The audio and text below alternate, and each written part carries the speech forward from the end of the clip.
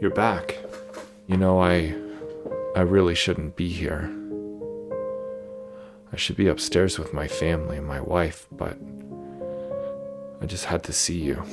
Camera. I knew you were downstairs here in my basement. When I stare at you, there's something there. There's a connection.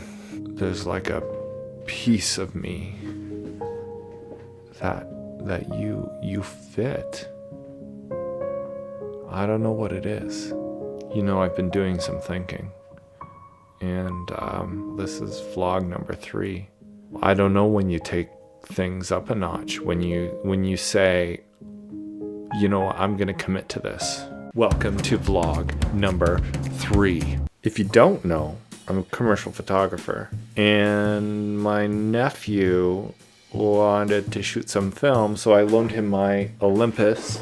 I got this from a very generous coworker. He gave me this camera, his old Olympus, just because I like photography. Thanks, Tony. You know, it ends up sitting on a shelf for a while. You get caught up in this digital world. And then my nephew came by and he was interested in trying film, so I loaned it to him and was immediately jealous. So while my young dashing nephew was out gallivanting with my camera, you know, I was okay, it was fine, it was nothing. I took out my Yashica. Isn't this cool? I got this at an estate sale. To make myself feel better, I ran a roll through this, and first film I had shot in years and developed it myself. I like that center frame there. Actually, these scans I just took with my iPhone on my sliding door window. I just took some shopping bag and stretched it tight and taped it on the windows, and it's a super smooth, texture-free light table. So I found him his own camera. I got my son this cool old Nikon FG. It's plastic, but it's cool to, yeah, it works great. Oh man, I found this steal of a deal. $4.99. Come on. This is a really desirable point and shoot, by the way. Feel that? Fires. The autofocus is definitely not working. Major bummer. So to make myself feel better, I bought this Canon A35F. Oh. I'll send it to you. My daughter, I found this one at Value Village. This cool Minolta SRT-200. Pretty heavy duty beast.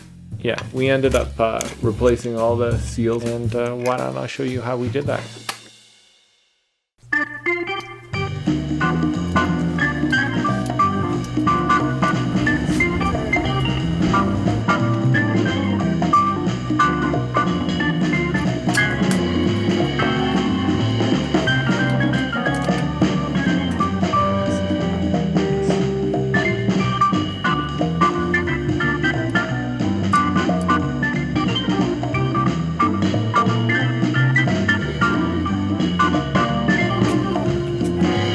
Hold up, aren't you supposed to never touch your focus screen? Probably started with some old surly photographer who had his son out with him and told him he'd get leprosy or something if he touches the, yeah, that's the story. The focus screen myth started with a photographer in the 70s who told his son that he'd get leprosy and lose whatever finger touched the focus screen. When in fact, you watch a video on YouTube and you see guys taking them out and putting them in and jostling them around, so I don't think it's a big deal. So just clean it. Who cares? Screw them. Be your own person. Don't listen to them. You don't need to listen to those people.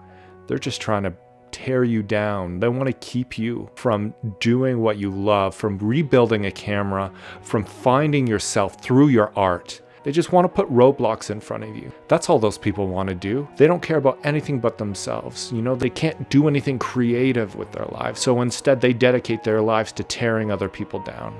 You know, I'm sick and tired of those people. Those are the same people who are saying, don't clean the focus screen. And you know, I'm just not going to stand for it anymore. I'm going to take a stand right here, right now, and say, this is it. I'm going to wipe my focus screen on my SLR. I'm going to do it. I'm going to do it with pride. I'm going to do it with conviction. And there isn't anyone who's going to tell me otherwise. So, you know what? You don't want me touching a focus screen? Then just don't watch.